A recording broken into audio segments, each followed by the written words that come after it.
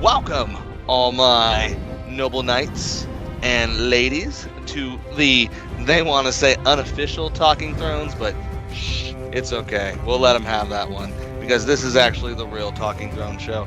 That's right. It's me, your host, Rob, with his two noble knights, Steve and Luke. And we're going to be breaking down everything about episode 3 of House of Dragon. And, So, and a momentous day, too, because we are also now dealing with the death of a monarch today. today, right? And ironically, we're going to be going into a king lineage now, which is going to be Yeah. insane. Like, that Yeah, hasn't. that's a Anyway, thing in the modern age. so first of all, too, before we begin this episode, I want to throw some shout outs to my man Kareem, Stu, Cam from Jacked Up Review podcast. Hey, what's going on, guys? And thank you for watching. Thank you. So, what did we see in this episode? We saw Daemon trying to kill the Crabfeeder, who was basically dug in on Bloodstone. We saw Sir Otto and his kin at odds on how easy it was going to be to make King Aegon king. Aegon the third, Aegon second of his name, I should say, who is now the king's son. We saw a grand hunt in which they promised a white stag as a sign of Aegon's ascension to the throne. And we see Sir Kristen Cole and Rhaenyra kind of have more of a bond as they basically run off together. And spoilers too, that bond will break, everybody. Hate to tell you that, but Kristen Cole is going to be one of Rhaenyra's biggest enemies. So it's going to be interesting how this dynamic plays out and to see how far Kingsguard goes to serve his princess, so to say. I have to say, when she kills that boar, guys, it makes her look like a badass. I mean, yeah, the king got the big stag, but Yeah. it didn't look like he turned the thing inside out like Rhaenyra did with that boar coming into camp all blood soaked. I mean, and then not to mention, she saw the white stag, which apparently in this story was meant that she was meant to rule. I also was a little wrong on my prediction because we thought the war was going to last maybe a little longer for the Stepstones, and I did not predict they were going to have Lenore Valerion, who is the son of Rhaenys and Corlys, in the battle, and he was riding Sea Smoke. So everyone who wants to know what dragon that was Sea Smoke, and that was pretty cool. Good And then tidbit, because a lot of people didn't know which dragon that was. They were like, "What dragon is that?" Yeah, it's Sea Smoke, everybody. So if you didn't know what that was Sea Smoke. I did not think they were going to get to him. So, and what's interesting about Lenore Valerian, and we saw it in this episode too, is how Sir Lionel Strong basically kind of announced, like, recommended, hey, maybe you should marry Rhaenyra to Lenore Valerian, which, spoilers, everybody, does kind of happen actually, but it's a Hollywood wedding. Let's just put it that way. It doesn't last too long. It ends in some deaths too, and I'm not going to tell you who, but obviously you should guess it if you've read the book and are watching the show. Interesting about this episode though, guys, is that none of this happened. None of this stuff really actually ever really happened in the book. Although I thought it was good, and this is something, that's why I kind of presented this episode the way I did, is because we're going to be talking about basically what is the face value of this episode. Since there is nothing really in the book, so to say, it's based on, we can go ahead and just base it off face value. So my overall opinion of the episode was, it was cool. I mean, the end, we got to see Daemon, as I said, was going to be a badass, and he didn't take out the Crabfeeder the way he did in the book, but it was still He took it out. I thought it was a little anticlimactic, to be honest, but the whole dragging him through the surf was pretty cool. Yeah, it looked cool. But It did look cool, but I was hoping maybe for a little bit of like his neck, up in the water, Steve. Like, I can hold my breath for a long time. That's up to my man Gene. He knows where that's from, right, Gene? Anyway. But yeah. So what did you think of the episode, Steve? You know what? I'm not gonna lie. I wasn't really too high on this episode as much as the other one. I think you weren't on the milk of the poppy. Yeah, I wasn't. I was drinking too much of the milk of the poppy, I think, dude. Because bro, I was like, I liked it, right? It wasn't. on the whole bad or anything. I think there was just too much on the nose things where we're now three. This is another time jump. Remember, I said like the time Yes. might be a problem. This is a 3-year time jump, but they're acting like it's still episode to episode. So it's like Rey is still kind of mad with Viserys. It's like why after 3 years she's still like I can understand she still has problems with it and she like kind of hints at it, but she's acting like for the show's purpose to Right. you know what I mean, running off and doing stuff like that. I'm like, okay, well, we've only seen 3 episodes thus far on this TV show of her doing this, and there really hasn't been too much of character development yet. Interesting. And the whole thing with the brown versus the white stag with Viserys killing the brown stag when they're like, oh, it's not brown, but he's a big guy. He's a big fella. And he doesn't kill it in one hit either. He takes like a couple of stabs at it awkwardly. Like what a king! What a king! Exactly. Right? We keep seeing more and more evidence that like he doesn't seem he on the core he's not like inherently a bad king. No, but, like he just doesn't want to be king. You know, it's like he doesn't. He really just want doesn't exude good qualities of the king. That like we're seeing more and more. And of course, as for the story, it's like he's not going to get deposed, but like you get that feeling that if somebody really wanted to, they could. Like he is not hard to take down, even though he is not unpopular. He doesn't really. He does not exude the kind of. And I said this in the last episode, and I'm sorry to throw you off your thoughts, Steve. Was the small council, as you kind of see in this episode, really played more of a part of how they corrupt the king, and everyone is in his ear, to the point of sometimes where the small council rules what happens, not the king. Yeah, it's that. It really does sort of demonstrate what Daemon is saying, is that Daemon is still very much an asshole, and he really is not working in the king's interest, but he is right that everyone in the small council also isn't working in his interest. They just they're just doing whatever they want. If anything, that is the king's key strength for them, is that he is milquetoast enough that they can just do whatever they want. Right. Yeah. So, yeah. And we saw that with Sir Otto talking to his brother. Remember when they were like, well, look at our boy. He's looking more and more kingly every day, and he's just like, what are you talking about? It's like, what are you talking about? And then the last scene of that, Rob, is so great that you said that, because Hightower goes up to him and is like, yeah, you have to do something by marrying off Rhaenyra, and it's like, yeah, but she turned down Lannister, and he goes like, oh, what about Aegon? And he's just like, the boys too, or something like that.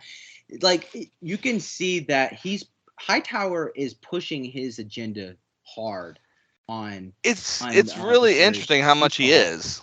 Like, way hard, dude. Like, he wouldn't do that if Viserys was a true hard king. He would be like, I'm not going to bring this to him. He would bring it to, like, I don't know, like some of the other members in the High Council. But he goes right to the king and says, like, yeah, why don't you do that? Like, planting a seed. Because he knows, like, this guy isn't mentally strong enough to, like, deny what I did. You know what I mean? Like, he married he muted my, he married off my daughter to him, so why should he's gonna basically do as I say if I kind of pose it in an unthreatening manner, because he always lays down the groundwork. I don't know if you guys notice, where he's just like, you are the king, you're at the top. He always starts off everything like that. He's like, you are the king, you are my lead. Like, but what about doing this? You know what I mean? He's always doing something like that, and then every time the king's just like, what why would you say that? Oh yeah, you're right. Yeah, it was a stupid idea, but he's also kind of like stupid, about it. So overall, what did you think of the episode, Luke? Did you like it? I mean, did you think it was story flows so far? Yeah, I think it's I think we're setting up cool stuff. Interested that the 3-year jump, because obviously we know that the adult actors are coming in at some point, so obviously they're going to skip. We know we got even more time. We're going to skip as well, and so I'm curious how much they're going to cover based off the totality of the book. One thing I did No, it should always be noted is that the book itself, what's the word, the Dance with Dragons, Mm-hmm. the actual book is, it's an overview of the story. So Right. obviously there's a lot they can fill in the blanks, and the Yeah, form exactly. and the form of narration is also done as kind of half remembered. So in the book, and it's like historical.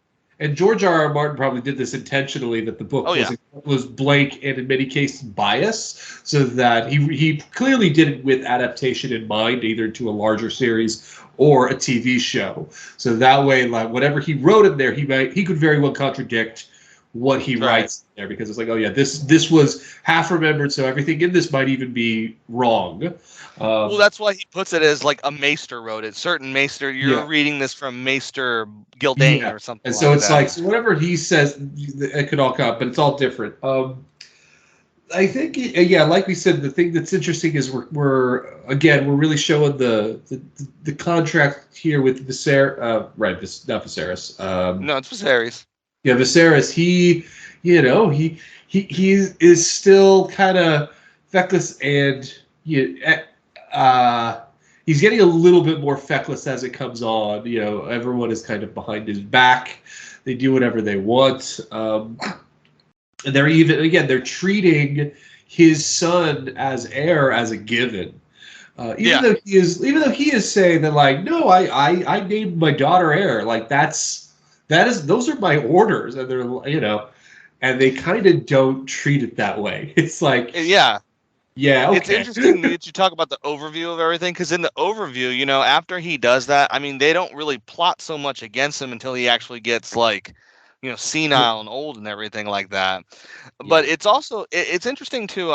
How they're playing Alicent as like this kind of really caring, just trying to do her duty, but in the backdrop, she's listening to Otto at the same time. Yeah, because She's going to be bad later. I'm telling you. And Alicent is so funny in this too, when she's talking to Rhaenyra. She's just trying to still be friendly. It's such a toxic female friend, kind of just like, well, listen, I know I married your dad, and I know I might be stealing your throne, but why can't you be happy for me? Yeah. I know, Luke. It's just like, listen. It's I like, know Alicent, can you really please, Alicent, read the fucking room right now? Right. Like, Rhaenyra does not want to talk to you. You should learn to take a hint. They really do play that, and I said that in the last episode too, and it's in the book too. Like you were saying, the overview is that they really didn't know each other. It just says in the book that they were friendly at court. That was all. They knew of each other. So this whole like interpretation that they are buddy now, actually, I think is really playing off well. And it's much more interesting too. Because clearly at some point they're going to get real nasty with each other. Oh, it does. It does get bad. I would say the biggest disappointment is so even though the fight is really good, it's a great fight. I still continuously get impressed with the dragons in this. The use of the dragons, it really shows the weight of these creatures on the Targaryen side. It's like not only are the Targaryens there by blood, so everybody respects them. They have these like nuclear weapons that out of them. So it's like it's impossible to be against them. Like you can't, like, even if you're like, you know what, I'm not gonna, I want to go off on my own. It's like, you will die. You will you could have 10,000 men charge and try to get, the dragon will destroy you. It doesn't care. See, that's what makes Viserys such an interesting character too, because he states the same thing. He says, well, Rhaenyra even says, why don't you send us? We're dragon riders. He's like, no, we can't do that. And then he says the same thing to the Lannister guy when he's like, I will marry Rhaenyra. And he's like, do you have dragons? And he's like, well, no. And he's like, oh, well, whatever then. You don't have dragons. Yeah. He's like, he says something too, like, he's like, Castle Rock will build. It's a good seat. A dragon pit, and then Rhaenyra is like, "Why do you need a dragon pit?" And he's just like, "Oh, because I'm dragon. Take you home." He's like, "I want a dragon. Everybody wants a fucking dragon. Dragon. Give me an egg, please." Well, as Oberel Martell once said, the Dorne didn't come to heal until the Targaryens brought dragons to actually ride for them. So Exactly. they got to Right. ride, and by that they meant dragons in bed. They meant riding the But Targaryens. the thing that disappointed me is like we didn't get a lot with Crabfeeder. Right. Yeah. He didn't get. He basically got no dialogue. No So he dialogue. wasn't even really a character. He just does that like Yeah, He's he's a head thing. just Yeah. and it's like it was a shame because it's what obviously characters are going to die. That's going to happen. That's whatever. At least it would be more interesting to have a character die. But that wasn't. But Crabfeeder wasn't a character. He was just a plot device. Which was weird because the war is already over. It seems like, which I think they're going to push more of a. Which I'm not going. It's pretty much done. Is it done now? Which, because like I know that he's because he kills Crabfeeder in the book, and that's pretty much preview done. of the fourth episode stated pretty clearly that like Daemon's going to declare himself king of the South. King of the Narrow Sea. He declares himself king of the Stepstones, and in the book, that's because his men declare it for him. And as me and Steve were talking about in the last episode, nobody wants the Stepstones. They're basically what a famous Bolton once said, a bunch of shit-stained rocks like the Ironborn Islands are. They're basically nothing. They're pirate-ridden. They're just nothing. Yeah, they're just like a bunch of dead islands. Pirate havens. Nobody. Yeah. But of course it's what's the word? But you have to keep it control for trade routes. But otherwise it's not. Yeah. But this is what's going to come an interesting dynamic, because we've talked about how much Daemon cares about his brother and doesn't want to defy his brother. But now, and I even said too in the book, he steps to his brother and kneels before him and presents his crown to him, as to say like, I still love you, even though I'm king of the Narrow Sea.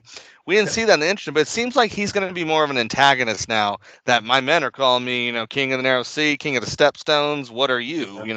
It's clearly a situation where it's like he's going to. He's going to try to get the king to legitimize that because it would be too much effort probably for King Viserys to like push even further, especially now that there are trained men and dragons down there. Then to push it even further would make the country go into a large scale war, which would be bad. But it's also like So David is essentially giving him where the easy option is to just simply declare him king of that area, or work out some type of deal where it's like he has authority over that area, right. But still comes to heel to the king, which again is still just kind of chipping away at his power. So all right, so predictions for this next episode, and like I'm actually gonna be. Well, Steve, you were shaking your head a little bit. I want to get back. I just want to hear. Did you really hate the episode that much? I didn't hate it. I just had a lot of problems with it. A lot of like ham-fisted thing. I think the stag thing kind of bothered me, dude. When she saw that the Rhaenyra's white meant stag, to rule.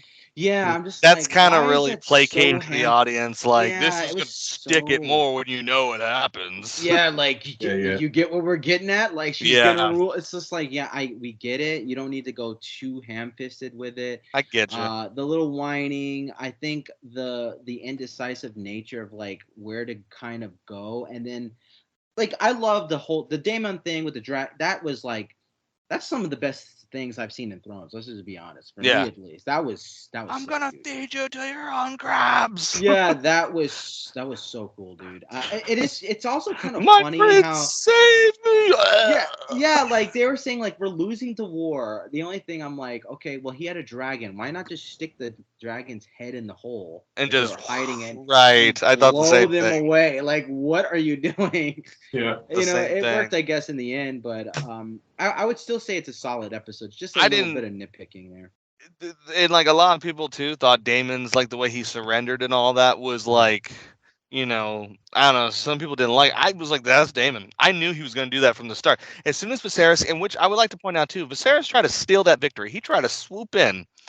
He was going to like a hawk And he's like, he even wrote to the message in Daemon. He was like, make sure, he's like, first of all, he probably pissed him off when he's like, this is from your brother, King of the Andals, the first dude, man. He gave him all the titles. Yeah. And then, he's like, I'm coming here to help you, Daemon, and all this. He's like, so we can both get that victory that we've been so trying to get. And it's like, dude, what the fuck? You were the one that was like, fuck you, Daemon. Go ahead and do it yourself. Do it yourself. And then, I think that was like the highlight for me too, because like, I love when he Daemon's killed the mess. He just like, he just takes a long, Rob, he's just like long look, and it's all silent too. That's what I like too, and just silences him beating this guy, beating the messenger. Goes down there without the white flag and just kills him. That was Daemon. I knew that. I was like, that's how Daemon is. He's a heel. If this was wrestling, he's a heel. He's a heel dude that you want to cheer for, but he's doing things where he's not like, it's like, look, I'm in it to win by any means necessary and get my brother's acknowledgement, while my brother is over here going like, I don't know, should I do this? Is this not going to please somebody? Should I name Rhaenyra? Should I name Aegon?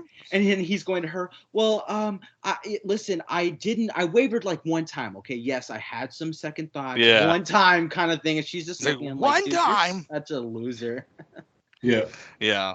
So I'm gonna actually give some dire predictions though for the next episode from what I've seen.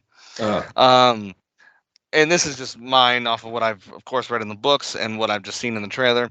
My biggest disappointment is coming, and there's two of them. One is just a little nitpicky because I'm such a big book nerd with Thrones, and that is Daemon being a huge more antagonist.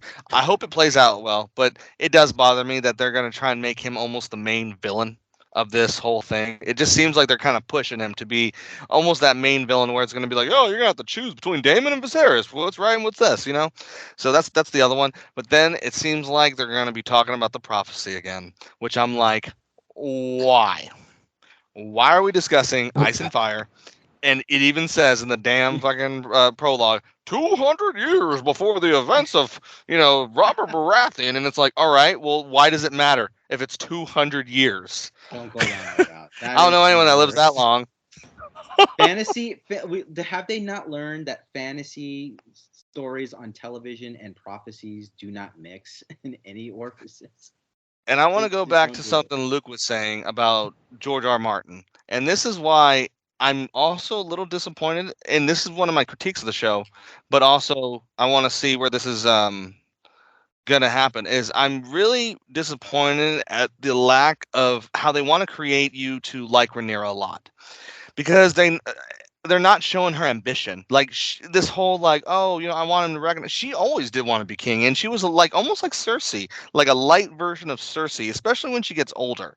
But they kind of cut that ambition out a little bit to where it's more of like from signs, and it's like, I want this. Oh, I'm starting to really like feel like I should be the rightful queen. And then in the beginning, she was like, I don't care if he has a son. I want him to have a son. But now it's more or less like they chose me, this and that. I like that, but I just think it needs to be stronger, because as George R. R. Martin does in all his books, and this is what I was getting to with Luke, is he does not give you two hero characters. He will never give you two heroes. He will, and in fact, he always makes you choose between sometimes two villains. The villain you gotta choose, and that's what kind of Game of Thrones was to begin with. You picked the house you rooted for, and that was kind of, if you saw them through the end, you saw them through the end. Not everyone likes the Boltons, but the Boltons survived for a while in Thrones. And they had people, and that's such and a good. Lannisters. That's a really good point, Rob. I don't think anybody's making that point of like the whole synergy of Game of Thrones was a game of houses. It was a game of the throne of these different houses. Now we're just under one house dealing with family drama. And family drama going over here, going over there. What's this person doing? So it's very hard to do it, and you're looking at the same characters too, right? Like so long. We're you know what I mean? Like Game of Thrones would be like you're forgetting that Jon. Now it's all about like Tyrion or something like that. So now I don't know what they can do. I mean, I'm still liking the show. I feel like it does have a lot. It's got strong roots. But yeah, man, if they go with the prophecy is the biggest thing. They really need to not do that. Stay away from that. Yeah. Go ahead, Luke. You got any last thoughts, Luke? No, just so now that I know based off of the actual story and the timeline of it, like Now I'm just curious what section of the story they're going to do for season 1, what's going to be season 2, and if anything, right after the book will carry on for additional seasons. Because I feel that like if they keep up this quality, this show will probably go for 5 seasons. Well, that's exactly how they wanted to go. 5 seasons. 5 seasons. 5 seasons. You guys I think can so see with that. the pace, with all the jumping? It's jumping fast. It's That's jumping, why. yeah. That's I my think they concern. really. My suspicion is that like the full on war, like that's going to take a huge bulk, maybe of multiple seasons. I don't know, but possibly. I think that'll probably be the case. I'm curious. The one future plot point that just is really driving me is that I know what you're gonna say. Yeah. It's the fact that, and spoilers for people, but again, this is just common knowledge, so it will happen. So you as an audience member also need to get ready for this. For who's listening, is that Rhaenyra and Daemon are going to marry. Yes. Not only are they going to marry, they are going to produce at least 5 children. So they are going to fuck 5. They don't have to show that. They don't have to show an uncle fucking his niece. They will. Yeah. It's Game of But Thrones. it's like that is going. Yeah. Unless they do some sort of like alt history, something that like completely circumvents it somehow. I don't know. That's going to happen. That's going to be a key driving force in later seasons, or it could very well, if it were to happen in this season, it'll probably happen at the tail end, and then set up us for season 2. That's to me, that's a tough. It's tougher than even the Lannisters, Jaime and Cersei. Right, because you came in on it. It was already going on. It didn't develop. And also with Cersei, she was explicitly always the bad guy. She was never written sympathetic. We're dealing with 2 characters that are not just protagonists. They may be the protagonists for the rest of the series. They may be the central focus, unless the series spreads out, becomes a little bit more ensemble based. Right now, the story is really about Rhaenyra and Daemon, and then of course Viserys as a third main. But that's what we have right now. That's going to be a weird thing to occur. Something we don't necessarily have to worry about now. It's going to happen. I'm curious how the writers are going to handle that, because that's not going to go away. That's going to be it's going to just be part of the series. And it's already uncomfortable with Viserys and Alicent, but that the writers and the whole tone of the show has a vibe. Well, like that's still kind of weird anyway. Yeah. And in character, most characters don't think it was a good idea either. Besides, of course, the Hightower family. But like, yeah, it's like even our main characters, you're supposed to give it the idea that like what he did was stupid.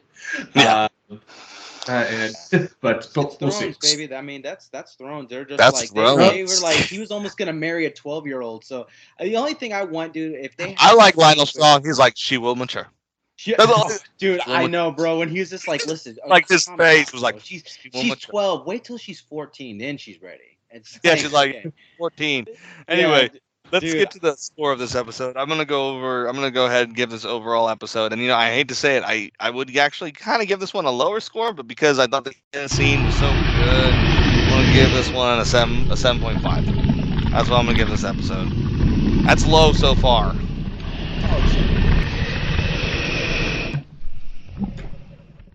Luke, what would you give this episode? I'm gonna give it about a 7. 7? So good 7 over. It's not a particularly standout episode, but the fight scene was good. Yeah. So we'll see. All right, our audience. So from 20,000 Leagues Under the Sea, this is the unofficial Talking Thrones podcast with your host Rob and Steve and Luke saying goodbye to you, and we'll catch you on the flip side of Westeros. So make sure you stay tuned for more episodes of Real Sharks. Listen, like, and subscribe wherever podcasts are found, and make sure you check out Jagged Tooth Media for all our shirts and merchandise to help support the show. Have a great night, everybody.